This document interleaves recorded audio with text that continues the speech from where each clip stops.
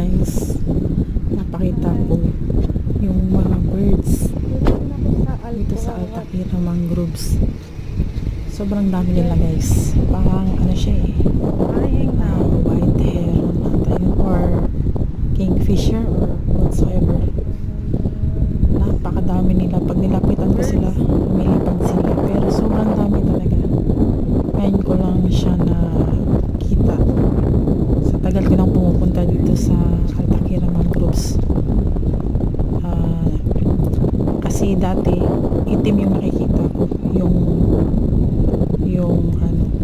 itim na birds. See guys, birds.